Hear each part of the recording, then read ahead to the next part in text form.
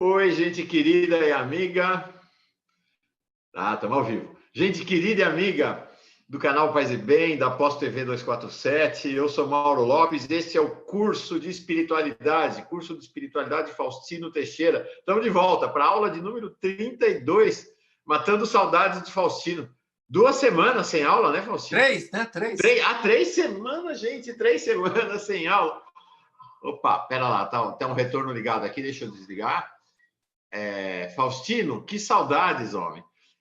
Eu vou dizer para vocês que estão aqui assistindo que, assim, a gente andou conversando, né? Nós não ficamos assim, né? Não estamos nos vendo depois de 3 semanas. A gente esteve conversando, mas, assim, vendo o vídeo e tá junto para interagir, é a primeira vez em 3 semanas. A gente nunca ficou tanto tempo distante desde que começou o curso. Estava com muita saudade, viu? E vamos nos encontrar ao vivo para o lançamento do livro em Juiz de Fora, né? E vamos. Mas, ó, não é só Faustino, não. Eu vou encontrando pelo país os Teixeira, né? Já conheci 2, 3 irmãos teus. Beleza. É muito bom isso, muito bom. Bom, nós estamos retomando hoje, então, o curso Faustino Teixeira, Espiritualidade com Faustino Teixeira, aqui no Paz e Bem, na Pós TV 247. Nós estamos falando ao vivo desta quarta-feira, 11 de dezembro, agora 5h05 da tarde. Você assiste quando você quiser aqui no canal Paz e Bem. A estreia do programa acontece nesta terça, 12 de dezembro, na Pós TV 247. E nós vamos falar hoje de um teólogo que é relativamente desconhecido, mas que vocês vão ficar apaixonados e apaixonadas por ele. É Christian. Deixa eu ver como é que se pronuncia o nome dele. Christian Ducoc? Ducoc. Christian Ducoc. Eu só queria fazer uma observação antes. Eu tinha combinado com o Faustino que não ia falar de nada antes, mas eu não posso deixar de falar, porque é assim.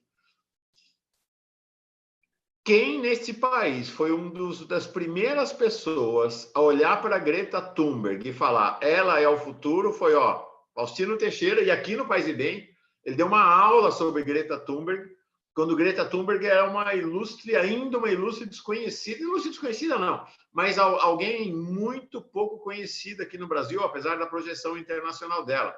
Faustino, então, é alguém que revelou Greta Thunberg para o Brasil.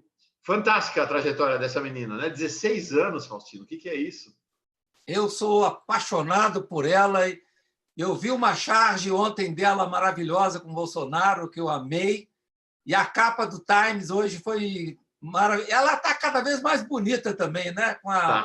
Que é uma pessoa que tem uma alma nobre, realmente é encantada com ela. E eu queria falar 2 coisas aqui. Uma é porque eu não estou fazendo o programa Paz e Bem essas 3 últimas semanas por causa do lançamento do livro da espiritualidade do Lula. E eu acompanhei tudo pelas fotos. Mas legal. Eu quero chamar a atenção aqui de 2 fotos que me marcaram muito nas últimas semanas, nessa semana. Uma é do Mauro Lopes abraçando o Lula. Eu achei que aqueles 2 sorrisos valem um dia. E hoje a foto que eu vi do Frei Beto com uma criança com a camisa do Lula livre, que também me encantou o sorriso dos 2. Eu acho que... Essa é a foto, né, com o Lula, de ontem à noite. É. Ele tá muito bonito, esse homem, impressionante. Essa coisa que você falou da Greta Thunberg se aplica para ele, né? Gente que é feliz, gente que vive né, vinculado a essa dinâmica da vida, tem uma beleza que é impressionante, né? A tua beleza também, você é um homem depois, e eu ainda digo mais, quando o Lula colocar na pauta central dele a Amazônia e os índios, aí vai explodir de beleza radical, vai ser uma coisa assim fantástica. Verdade. Eu acho que é o grande tema do mundo, né? O meu grande amigo Pedro Ribeiro de Oliveira fala que o nosso desafio maior hoje é amazonizar o mundo. Eu acho que eu estou comprando essa tarefa fundamental, lendo tudo, todos os vídeos, acompanhando, postando, e às vezes você toma até uns escorregõezinhos também.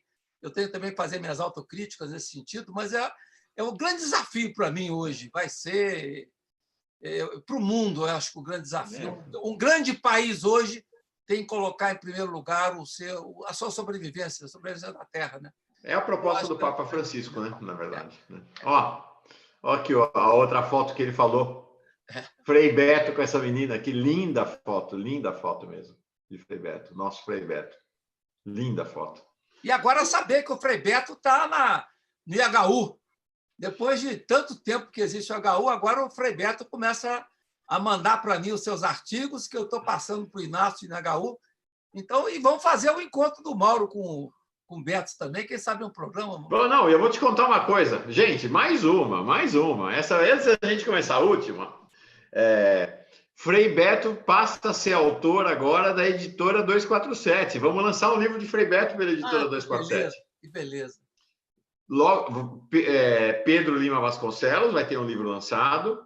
E eu digo para vocês o seguinte: ano que vem nós vamos lançar livro de Faustino Teixeira pela editora 247 também. Pode se preparar aí. Vai ter. Né? Nós vamos criar um selo. Já combinei com o Sálvio Nin Cutter, da Cutter Editorial, que é a parceira da editora 247, para a gente criar um selo Paz e Bem dentro da editora.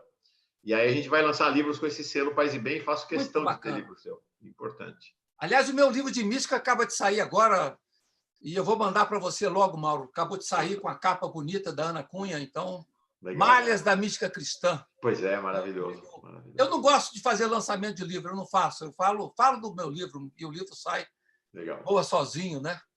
Mas eu posso mandar para o Mauro para ver que beleza. Eu quero, vou mostrar. Eu já li a edição anterior dele, mas essa é aumentada, né? Então quero ver. Christian de Kock nasceu em 1926, morreu em 2008. Conta dele para nós, Faustino. Bom, a relação minha com o Christian de Kock vem da minha relação com os dominicanos, né? Eu, a vida inteira, estudei com jesuítas. Desde o primeiro primário, ginásio, científico, universidade, pós-doutorado, sempre com jesuítas. Mas a minha ligação espiritual sempre foi mais forte com os dominicanos, né? Aí, quando nós estávamos falando aqui do Frei Beto, a minha relação com o Frei Beto, com o Ivo, com o Fernando, que foram os 3 dominicanos presos na época da ditadura militar, foi muito sempre aquecida. Eu e Beto, a gente sempre se cruza pelos caminhos, sobretudo nas comunidades eclesiais de base, na teologia da libertação, agora no grupo de Emaús, né? Então, quem sabe, proximamente, daqui a um tempo, o Mauro não estará entre nós do grupo de Emaús, é o meu sonho, né? Nossa, seria uma honra. E é o sonho do Mauro também. Então seria uma honra para mim. O nosso grupo de Emaús me acalenta o sonho há muitos anos. Bom, então, eu tenho uma relação muito próxima com os dominicanos. Participei durante muitos anos de encontros na Perdizes, em São Paulo, no convento de Belo Horizonte, no convento do Leme, no Rio. Nós tínhamos um grupo que fazia parte, o Chico Alencar e outras pessoas, que durante muitos anos. Então, e a ligação com os intelectuais dominicanos, né? Congar, Chenu, de Kock, Schillebeeckx, todos esses grandes nomes da teologia. E o de Kock é um nome importante, desde a sua participação numa revista que eu sempre acompanhei, que é Lumière Revue, né? Na revista Concílio, que ele era responsável pelo setor de liturgia, pela relação dele com a teologia da libertação, muito próxima, né? E pela temática do diálogo interreligioso, do pluralismo das religiões. Então, é uma relação... Ele é um teólogo pouco conhecido no Brasil, ele é conhecido mais pelos seus livros de cristologia, quem trabalha teologia, né? Como esse livro aqui, que é um livro clássico dele, né? Jesus, Homem Livre.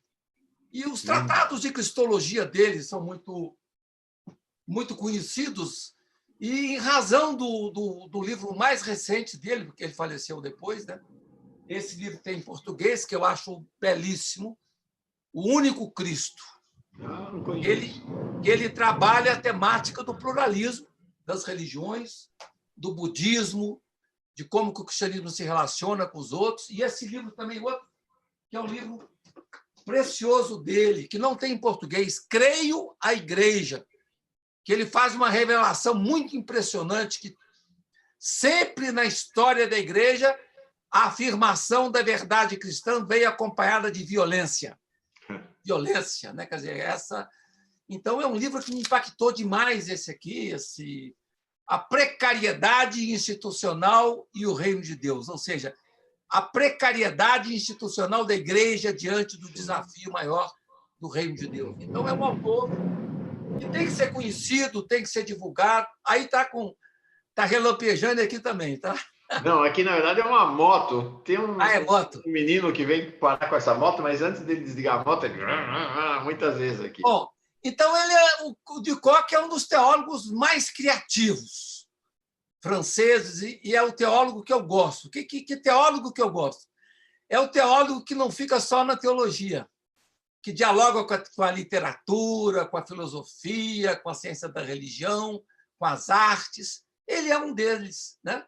E que tem uma reflexão bonita, né? E que nasceu na França, né? Como o Mauro já colocou, entrou para a Ordem Dominicana em 1948, quer dizer, uma geração bem anterior à minha, né? Eu sou de 54, né?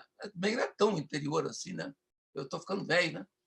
Se ordenou padre em 53, né? E atuou como professor de teologia 35 anos na Faculdade de Teologia da Universidade Católica de Lyon, na França. Aliás, os dominicanos em Lyon são muito conhecidos, né? É onde estudou Gustavo Gutiérrez também, né? Depois que o Gustavo Gutiérrez resolveu ser dominicano, ele foi orientado pelo Christian de Kock, se não me engano, ou pelo Geoffrey, um dos dois, que foi o orientador de doutorado do Gustavo Gutiérrez. Então, o companheiro dele, que é o Geoffrey, que nós não falamos ainda sobre ele, não sei se está previsto, mas é bem parecido com Jacques de Puy. O Geoffrey fala que o de Kock é um teólogo que aborda as questões mais difíceis da teologia com um olhar novo, aquele do homem que habita a pós-modernidade. Então, essa é a importância dele para mim, que eu sou também um teólogo que gosto muito de estar no momento dialogando com as questões de ponta, né? Como hoje a antropologia é uma questão de ponta. E, por exemplo, a Amazônia, hoje não dá para entender a Amazônia sem dialogar com a nova antropologia, né? Essa que está saindo agora, publicada pela Vozes, do Tim Ingold. A editora Vozes já publicou 3 livros do Tim Ingold, né? E outros que não são muito conhecidos, nem tão muito na linguagem habitual do Leonardo Boff. O Leonardo Boff ainda não mordeu essa antropologia que está aí pegando, né? Com a Donna Haraway, Tim Ingold, Anna Tsing, são nomes todos desconhecidos, né? E que a teologia tem que dialogar. Eu estou organizando um livro para a editora Vozes, junto com a professora Renata Menezes, do Museu Nacional, antropóloga, companheira, grande amiga. Nós estamos organizando um livro de antropologia da religião pela Vozes, que vai sair o ano que vem, em 2020, com 25 antropólogos, né? Falando sobre os grandes autores modernos e contemporâneos e os grandes temas da antropologia da religião. Então, eu acho que vai ser um impulso legal para trazer esse tema para a teologia, para o Paz e Bem, né? Para o 247. Sim. Eu acho que são temas assim que nós estamos distantes, porque eu acho que nós não estamos ainda dando conta do que está acontecendo com a Terra.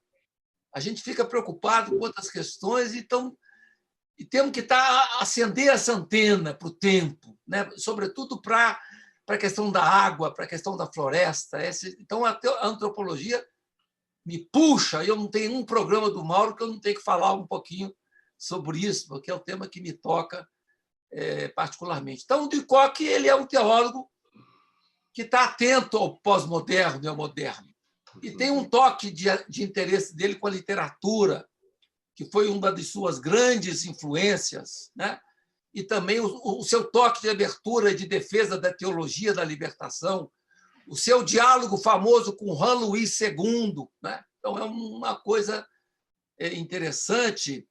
E ele trabalhou durante muito tempo numa revista que eu gosto muito, que é a Lumière Revue, que é uma revista de liturgia.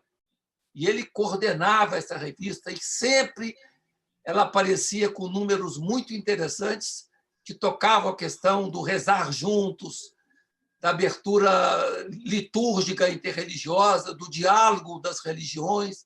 Então, por isso que é um teólogo que entrou no meu repertório. Ele não estava no meu primeiro livro de teologia das religiões, mas agora está no meu livro, que, aliás, está sendo avaliado pela Paulus.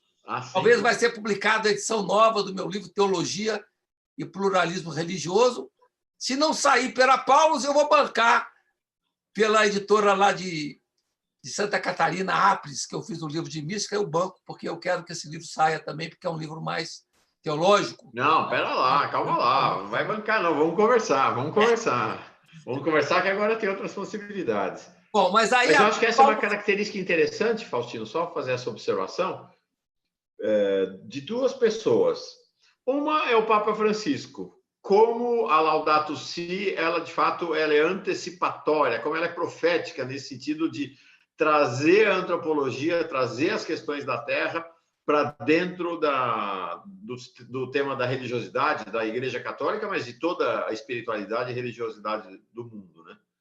Então, acho que os efeitos da Laudato Si sobre o pensamento humano ainda não estão completamente avaliados. São muito grandes mesmo, muito expressivos.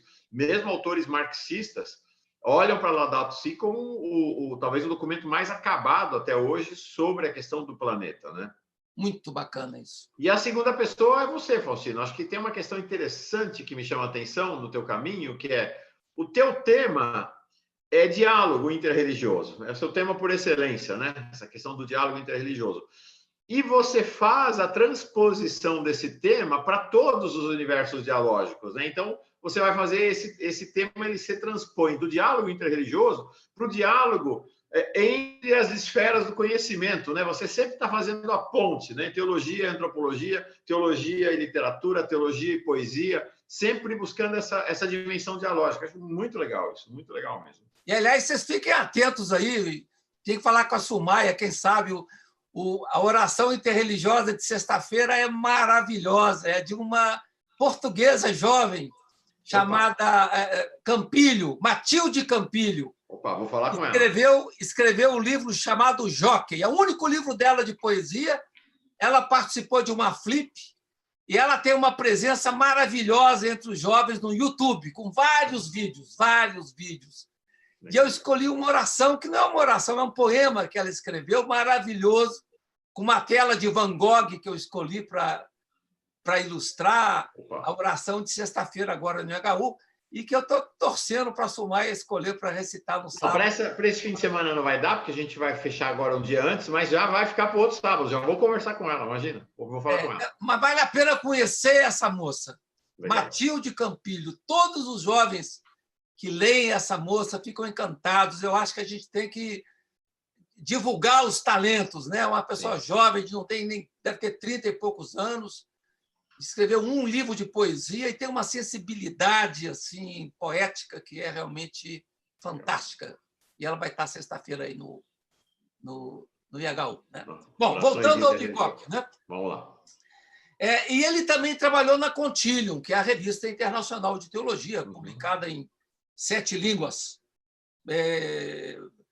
Inclusive, o grande tema que ele defende, que para mim é muito caro, hoje se fala muito em teologia pública. O que é teologia pública? Uma teologia que não seja dominada pelo magistério, que seja livre. Então, o grande tema do Christian de Koch, aqui eu chamo a atenção desse livro dele aqui, A Teologia no Exílio, o desafio da sobrevivência da teologia na cultura contemporânea. E ele fala uma frase aqui que eu quero citar no começo da minha reflexão, que eu acho fantástica, que é o seguinte: os teólogos enfrentam um dilema. Só têm credibilidade, os teólogos, se ousarem pensar por si mesmos. Essa visão.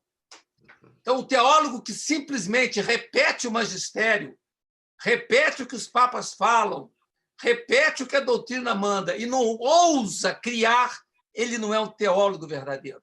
Então, isso é que me faz apaixonar pelo Christian de Koch, que ele defende a ousadia da liberdade como traço fundamental do labor e do trabalho teológico, né? A gente vai ver semana que vem o nosso grande Pagola, especialista em cristologia, que foi muito punido por causa desse livro dele. E eu lutei como nunca no Brasil para a editora Vozes publicar esse livro no Brasil, que não estava sendo publicado.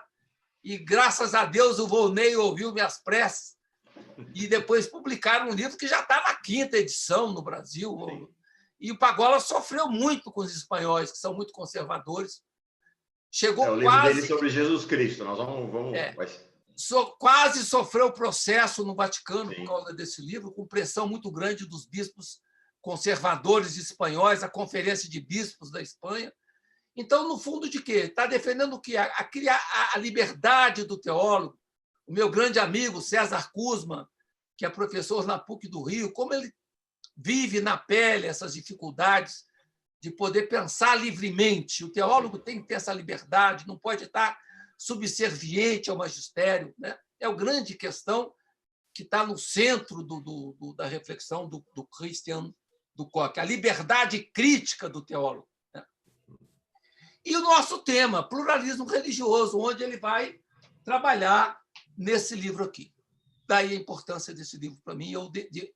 É um momento do meu curso de Teologia das Religiões que eu dou muita ênfase, embora não tivesse na primeira edição, o de Koch, ele entrou nas edições posteriores, que esse livro meu saiu em português, depois saiu em catalão, depois saiu em espanhol, depois saiu uma edição numa editora brasileira que faliu, que quebrou, que é a Yanduti, que eu gostava muito, né?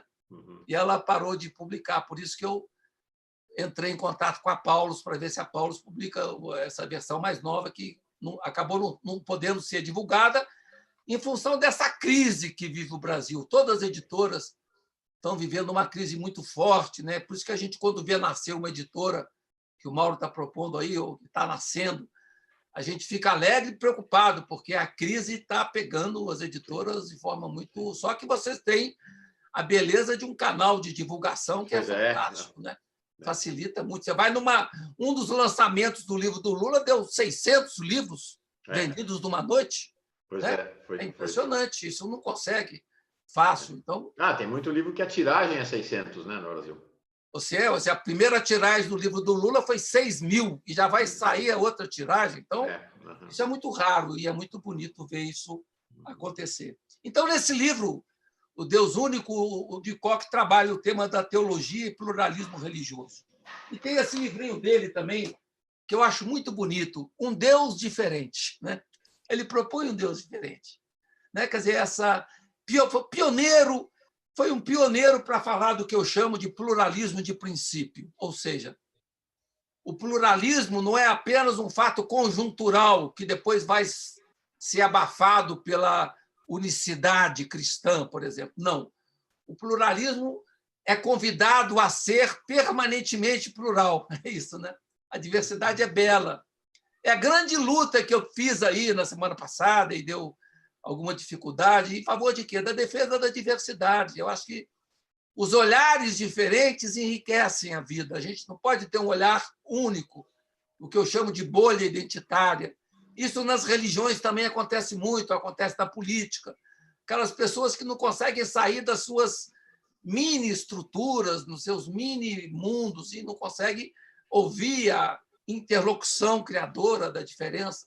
E do Koch, então, nos convida a fazer isso. E nos convida a partir de dentro do catolicismo, né? Como um teólogo dominicano. Sim. E muito corajoso, nunca foi punido. Nunca foi punido, porque ele sempre foi muito arguto nas suas reflexões, né? De forma muito bonita. Então, essa visão, não apenas a sua abertura à questão da pluralidade das experiências, como também a questão da fragmentariedade, da provisoriedade das religiões. Ele vai dizer, citando Paul Ricoeur, as religiões são fragmentos. Eu gosto demais dessa frase dele. Todas as religiões são fragmentos. Nenhuma religião tem a batuta para mostrar onde vai o caminho. Nenhuma religião sabe o caminho. Todas as religiões são aprendizes, né? São povos de Deus. Eu não gosto de falar povo de Deus, eu falo povos de Deus, diferentes, com suas cores, com suas diversidades. E E o de Kock me ajudou muito a pensar isso, né? A defesa da diversidade e da singularidade da diferença. Esse é o termo que ele gosta muito. A singularidade da diferença. Nós temos que respeitar a diversidade dos caminhos que nos levam a Deus. Respeitar a diversidade. Não achar que é um único caminho, uma única meta. Ele sempre foi muito crítico a essa ideia que nós temos uma única caminho, uma única meta. A própria visão de ecumenismo tem que ser alargada, né? Essa visão de que vamos todos nos concentrar no redil cristão. Isso é pobre, isso é pequeno, né? Posso te falar uma coisa, assim, testemunho vivido dessa questão? Eu passei uma semana em Salvador, Faustino. Eu vi, eu acompanhei tudo. E mergulhei. Olha, voltei de lá muito mexido mesmo. Então, fui na festa de Santa Bárbara em Ançã. Depois fui, na mesma noite, na quarta-feira à noite, fui na Casa de Oxumaré, é um dos 3 mais antigos centros de Umbanda, desculpa, de Candomblé, lá da Bahia. Faustino, primeiro, a coisa da festa de Santa Bárbara em Ançã é muito forte, é muito forte. Tudo isso que a gente conversa aqui é vivido pelas pessoas comuns no cotidiano, é muito impactante isso, porque... E não só isso, no altar, a beleza, você olha para o altar, mesmo o padre todo vestido, ritual, até meio conservador, ele é obrigado a ceder se tem um altar tomado por atabaques, por negros e negras vestidos como africanos. Então, essa coisa do sincretismo está acontecendo lá em cima no altar e está acontecendo lá embaixo, porque lá embaixo o que você tem? Você tem quem é de Santa Bárbara, você tem quem é de Ançã e você tem quem é de Ançã e de Santa Bárbara. É muito rico, muito rico, muito. Foi aquela nosso encontro no Paz e Bem sobre o colorido religioso do Brasil. É o tema que eu vou falar no CESEP, agora em janeiro, no curso de verão. É o tema que eu gosto muito de defender, o respeito a essa diversidade. Então, eu aprendi isso com o de Kock, né? Entre outros, né? Essa questão da importância de você quebrar as obtusidades. E ele fala que no cristianismo você tem 2 caminhos que dificultam a abertura, tanto na eclesiologia como na cristologia. Então, ele vai tentar trabalhar os pontos de fuga, de abertura, tanto na eclesiologia, para sair dessa centralidade católica ou centralidade cristã, e da cristologia, para dialogar, colocar Jesus em diálogo com a diferença. Né? Então, acho que isso é uma coisa muito bonita que ele fala, que dizia ele, nada mais obtuso hoje em dia do que afirmar-se num posicionamento que reivindica sem mais uma centralidade do cristianismo. Já foi o tempo que o cristianismo é central. Hoje você fala, o cristianismo é singular, assim como outras religiões são singulares, e elas têm que se unir num caminho que vai buscar encontrar uma verdade que não é propriedade de ninguém. Né? Então, acho que é o que o de Kock tenta mostrar. Para fazer o quê? Para mostrar que há um valor intrínseco da extraordinária diversidade religiosa. Você não pode pensar a diversidade religiosa como um momento conjuntural que vai passar. Não. É destinado a ser permanentemente, de forma irreversível e irrevogável. A diversidade é bela, dizia o Papa Francisco. O Faustino, nesse sentido, a gente pode dizer que ele está, como diria, um passo adiante em relação, por exemplo, ao nosso... Puxa vida! Jacques Dupuy. Sim, ao Jacques Dupuy. Sim. Ele está um passo adiante do Jacques Dupuy. Nesse tipo, né? Eu não gosto de falar passo adiante. Ele é mais ousado. Ele radicalizou, né? Ele foi... Exato. Ele e o Roger Reith, que é outro teólogo jesuíta, que ousou mais, que até rompeu com a constitutividade de Jesus. Né? Mas aí foi punido pelo Vaticano. Foi um dos últimos punidos pelo Ratzinger, foi o Roger Reith. E parece que essa batida que ele sofreu, assim como fez o Dupuy sofrer muito, Ele machucou muito o Roger Reis, que está vivo, é jovem ainda, Sim. mas ele sofreu o tranco de uma crítica do magistério. Aí todo mundo sofre, né? Então realmente difícil. Então, eu estava falando desse livro do Koch, Creio a Igreja, né? Onde ele fala que, na visão eclesiológica tradicional, quer dizer, na visão da igreja, da teologia que reflete a igreja, a eclesiologia, né, tradicional, as diferenças eram pensadas como desvios. Né? A diferença é um desvio.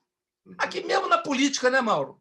Sim. A diferença é um desvio. Você não consegue ser provocado pela diferença. Você entende ela como desvio e simplesmente ataca, rechaça, e nós somos provocados a superar essa visão. Sim. Não entender a diferença como desvio, mas entender a diferença como um traço enriquecedor da nossa identidade. Né? Então, isso significa alterar, né? Nessa visão tradicional, tanto na teologia como na política, a diferença é negativa sempre. Quando, na verdade, essa beleza do Papa Francisco e do Koch e tudo, ele inverte, né? A diferença é positiva, porque ela traz cor, né? Isso que a gente chama de pluralismo de princípio. Sim. Essa é a visão, né? Que se aplica à política também. Claro. Nunca ninguém reescreveu isso na questão política, mas eu acho que é um desafio. Assim como nós estamos trabalhando na teologia o pluralismo de princípio, quem sabe na política alguém é desafiado a escrever sobre o pluralismo de princípio na política, né? Sim. Eu acho que é uma coisa... E que eu vejo uma pessoa que faz esse exercício. Duas pessoas no Brasil que eu acho que eu sou encantadas com ela. Uma é o Pedro Ribeiro de Oliveira, Sim. E outro é o Ivo Lesbopan, que esteve preso junto com o Frei Beto, que hoje é casado, tem 2 filhos, né? E que é do grupo de Emaús também. O Ivo também tem umas reflexões muito bonitas da acolhida da diversidade. Então, acho que é um tema que devia ser provocado a buscar alguém de grande sabedoria e de habilidade, né? Que tem que ter muita habilidade, diplomacia, para tentar mostrar na política a importância da defesa do pluralismo ou da pluralidade. Né? Então, nesse livro do Koch, Eu Creio a Igreja, ele fala que a violência sempre acompanha a pretensão eclesiástica a testemunhar a identidade na história. Quer dizer, sempre o testemunho eclesial veio acompanhado de violência. Veja, por exemplo, na entrada dos missionários no Brasil, quanta violência se fez, quanta violência se faz hoje com os índios, né? Com as missões protestantes, mesmo algumas missões católicas, né? O grande sofrimento de desrespeito à identidade do outro, como fala o Davi Copenaua no livro A Queda no Céu, quando ele vai tratar toda uma parte do livro sobre a entrada dos missionários protestantes e o choque que isso provocou na identidade indígena. Então, isso de Koch vai mostrar que, no campo católico, muitas vezes, isso aqui é importante, essa frase dele, a grandeza do discurso doutrinal serve, na prática, para amortecer a precariedade institucional da igreja. Então, você faz um discurso doutrinal grandioso, pesado, para abafar, amortecer a limitação da igreja. Olha que pensador esse de Koch, né? Para mostrar que você, então, cria um discurso bonito, belo, articulado, com vários assessores, para tentar ocultar das pessoas a precariedade da igreja. Né? A igreja é retalho, que a igreja é fragmento, né? Que ela não tem a posse da verdade e assim por diante. Então, você cria um discurso para ocultar a precariedade. Então, essa é uma colocação bonita do Koch nesse livro aqui, Eu Creio a Igreja, né? Onde ele vai mostrar que a violência sempre acompanhou a prática, né? A prática da ação da igreja. Como essa violência triste, né? Quem acompanhou o jogo do Cruzeiro e Palmeiras em Belo Horizonte, como é que nasce o ódio dentro de alguém que joga as cadeiras, que quebra o estádio, quebra o banheiro, porque o Cruzeiro foi rebaixado para a segunda divisão? Quer dizer, de onde nasce esse ódio que está graçando no Brasil afora e que eu fico muito feliz de ver todo momento que o Lula fala, ele fala: eu não quero deixar o ódio entrar no meu coração. E esse ódio que está esparramado em todos os corações. E que o Grande Sertão Veredas me chama a atenção. Quer dizer, o ódio não tem razão. E o ódio surge, e surge trazendo consequências nefastas, também na prática da igreja. É o que fala o de Kock, né?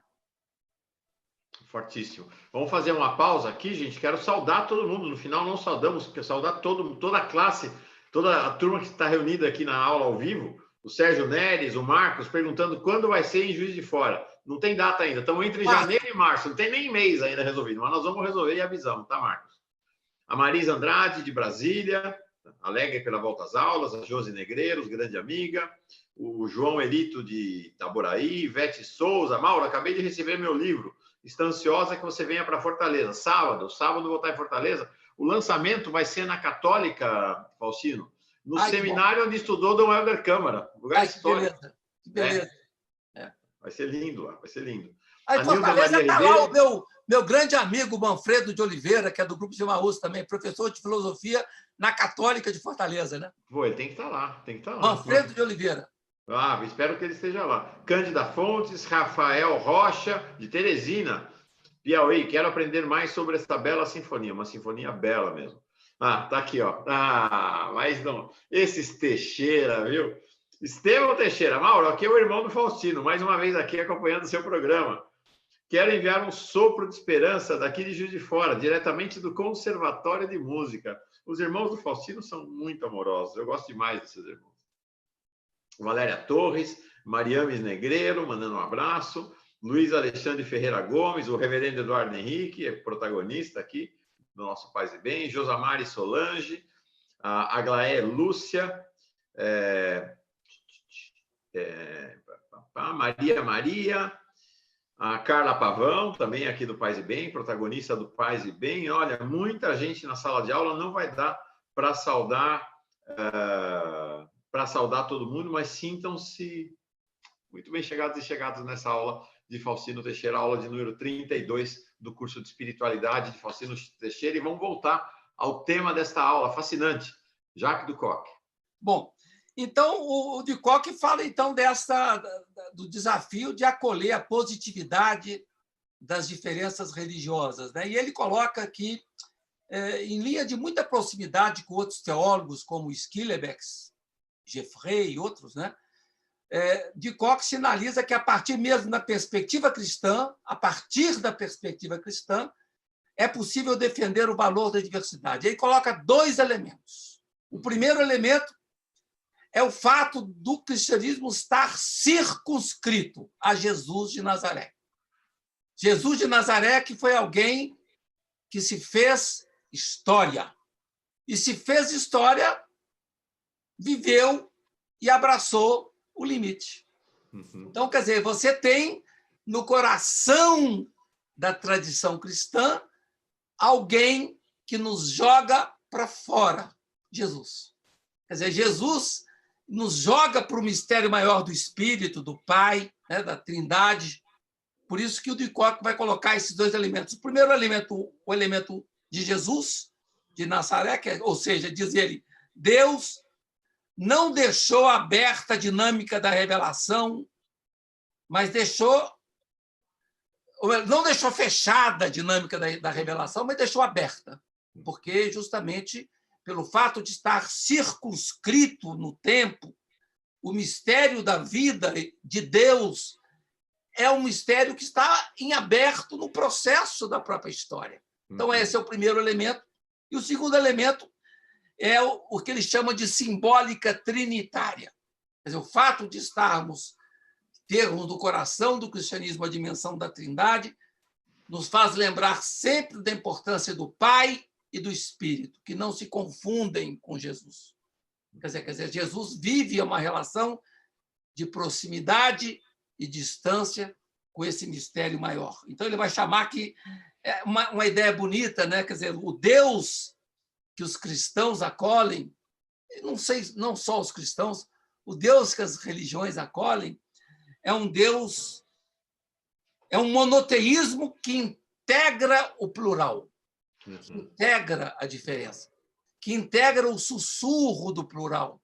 Então, quer dizer, o plural não é colocado à parte, é colocado como parte intrínseca do cristianismo. Então, você não precisa sair do cristianismo para dialogar, mas se você vive o cristianismo na sua profundidade, você é colocado em posição de abertura em relação ao mundo do outro. Então, ou seja, o Deus que Jesus anuncia, e a gente vai ver muito isso na aula que vem do Pagola, é um Deus de abertura. É um Deus de abertura, sempre disposto a acolher a riqueza das diferenças.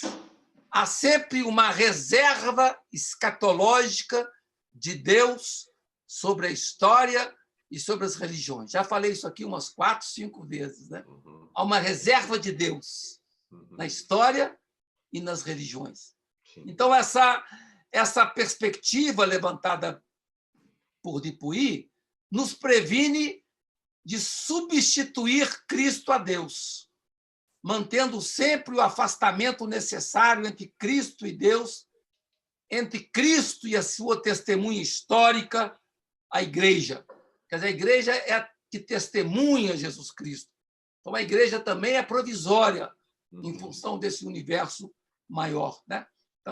E não se dá o devido testemunho de Jesus quando a atenção à sua mensagem fica deslocada. Quando você se concentra em Jesus, esquece da sua mensagem, que é o reino de Deus. Você tem que sempre relacionar Jesus e o reino. Como diz John Sobrino, teólogo de El Salvador, ele fala: o maior medo da América Latina é um Jesus sem reino. Então, você abafa a mensagem e se concentra numa figura espiritualizada que é Jesus. Muitas vezes é uma figura que perde a sua densidade histórica e você acaba ocultando ou diminuindo o valor fundamental da mensagem que Jesus deixou para nós. Fantástico. É um tema central para, por exemplo, Dom Pedro Casaldáliga também, né? Claro. Dom Pedro, Dom Erwin, Dom Fragoso, Dom Baldir, Dom Luciano Mendes de Almeida. Nós temos uma procissão de profetas, que nos chamou a atenção aqui na América Latina para essa dimensão do reino. Embora, curiosamente, o de Koch é um dos poucos teólogos que fala que a noção de reino de Deus ainda é uma noção curta, porque ainda está restrita ao judaísmo e ao cristianismo. Ah, sim? Então, ele propõe isso. Ele fala que você tem que tentar criar uma metáfora que seja ainda mais ampla, que não seja circunscrita só ao mundo judeu e cristão. E ele chama atenção com cuidado no livro dele para a gente ser provocado a pensar uma metáfora mais universalizada, mais universalizante. O Panikkar fala no real, por exemplo, que é uma metáfora que toca religiões não cristãs e que pode provocar. E Koch, então, chama atenção para esse elemento. E ele fala de Koch na questão da ressurreição. É bem interessante isso. Ele vai falar o seguinte: o evento da ressurreição de Jesus Cristo vem também resgatado por ele, o de Koch, para reforçar a tônica da universalidade da mensagem. A ressurreição indica a presença de uma ausência providencial, ou seja, Jesus desaparece e vem o Espírito, E vem o Espírito. Então, no fundo, esse desaparecimento de Jesus e da ressurreição de Jesus no coração de cada um de nós, através da força do Espírito, é que provoca em nós essa permanência da esperança, da abertura interreligiosa. Então, é um retraimento que suscita a providencial ação do Espírito. Olha que visão bonita da ressurreição. Quer dizer, Jesus desaparece de forma providencial para suscitar a nossa atenção ao Espírito que permanece conosco. É uma visão teológica. Por isso que ele vai falar sinfonia. Ele fala: nós vivemos uma sinfonia que é sempre adiada. Sempre adiada. Na visão original do livro, L'unique Christ La Symphonie de Ferré. De Ferré em francês é adiado, né? É uma sinfonia que ninguém tem a batuta. Você não tem um final que é domínio de uma tradição. É sempre adiada a sinfonia, que vai sendo tecida no caminho da história pelo encontro das religiões nas suas diferenças. Então, por isso que ele fala de um concerto plural, onde nenhum fragmento retém a totalidade, né? E, inclusive, ele vai fazer uma crítica a Karl Rahner, o de Koch, dizendo, por exemplo, que é muito pequeno você imaginar que o valor do outro está naquilo que eu tenho e que o outro não conhece. Ou seja, qual que é o valor do budista? É o cristianismo que está oculto nele, me entende? Quer dizer, não é no budismo. Claro. Então, essa visão do cristianismo anônimo de Rahner vai ser objeto da crítica de Koch, para mostrar justamente que essa visão acaba não respeitando a grandiosidade da diversidade, né? O caráter sagrado da diversidade, e acaba confirmando uma assimetria entre as religiões que é muito pobre, muito pequena. Então, a razão de ser ou o valor de ser do budismo está no budismo, e não no cristianismo que está no budismo. E assim por diante. Isso é que o Koch fala de forma muito firme. Quer dizer, não num núcleo cristão que é desconhecido dos próprios budistas, mas que está lá dentro do budismo. Não existe. Justamente isso. Quer dizer, essa, então, é o que ele chama de chave pneumatológica, né? Você tentar entender esse estado de inacabamento das religiões. Nenhuma religião é acabada, né? E ele fala há um estado de inacabamento, e ele recorre a Paul Tillich, ou ele recorre à ideia de profundidade. Aqui eu quero citar uma passagem do Paul Tillich, porque em 1960 Paul Tillich foi ao Japão. E quando ele foi ao Japão, ele foi encantado com as religiões orientais, assim como você, Mauro, foi encantado com as religiões afro de Salvador. E quando ele voltou do Japão, ele fala: pô, eu tenho que mudar a minha teologia. Minha teologia está muito cristocêntrica, muito eclesiocêntrica. Então, ele colocou uma série de artigos num livrinho que depois foi publicado com o nome O Cristianismo e as Religiões. E ele fala o seguinte, eu vou citar aqui: na profundidade de toda religião existe um ponto onde a religião como tal perde sua importância, e o horizonte para o qual a religião se dirige provoca a quebra de sua particularidade, elevando-a a uma liberdade espiritual que possibilita um novo olhar sobre a presença do divino em todas as expressões do sentido último da vida humana. Então, vou expressar isso através de uma figura. Você tem um círculo e tem um centro no círculo. As religiões estão na extremidade. Na medida em que você vai descendo na profundidade da religião, você encontra outras tradições que vêm de outro lado da esfera. Então, na medida em que você aprofunda, você perde aquela ideia de absolutidade da sua religião, você ganha em liberdade interior e você é capaz de perceber que o espírito brilha em todo lugar. Essa é a percepção. Fantástico, né? A renúncia aos dogmas, né? Justamente, né? E aqui ele vai fazer também um diálogo bonito com o budismo, que é praticamente o nosso último ponto. Ele fala: a coisa mais perigosa e problemática que existe é você se encarcerar na aparência. A aparência é aquilo que aparece das religiões, são os dogmas, o direito canônico, as formas religiosas. Então, você não pode se encarcerar na aparência. Isso vale para a política também, viu, Mauro? É bem interessante.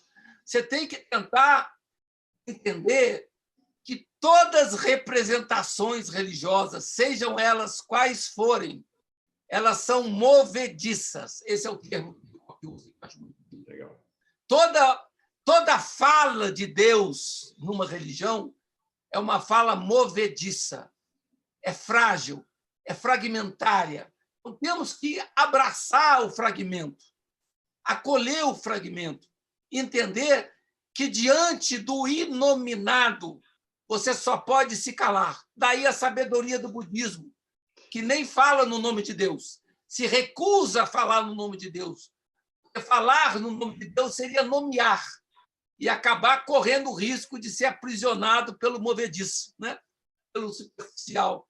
Então, o budismo ele preserva o fiel de nomeação e reforça a importância da prática dos valores. O mais importante no budismo não é nomear Deus, é fazer uma prática de despojamento, né? É uma prática essencial. Então, isso é um aprendizado que o de Kock faz, dialogando com o budismo. Ele fala: há que resguardar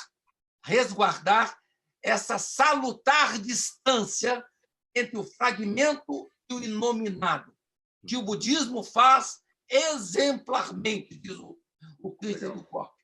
Ou seja, o budismo renunciou às figuras e formas para poder aceder à serenidade da iluminação. Então, não tem Buda. Se você encontrar Buda, diz o budismo, mate-o. Não tem figura. O budismo não tem figura. O budismo tem caminho, tem processo, tem despojamento. Então, para nós cristãos, é um diálogo fundamental para a gente não se aprisionar nas aparências dos dogmas, né? Na pequena igreja, como fala Marguerite Porrette, né? E tentar almejar a grande igreja das almas aniquiladas. Esse é o grande desafio que se coloca para nós. Então, é muito interessante, porque quando a gente vai lá para o Atos dos Apóstolos, na Bíblia, a figura que emergiu ao longo da história da igreja é Pedro. E ele emerge porque é o cara, ele é o Papa, ele é o líder, ele é o que estabelece... É a pedra. Ele é a pedra em cima da qual vai se estabelecer a instituição. Esse é o olhar, historicamente, da igreja.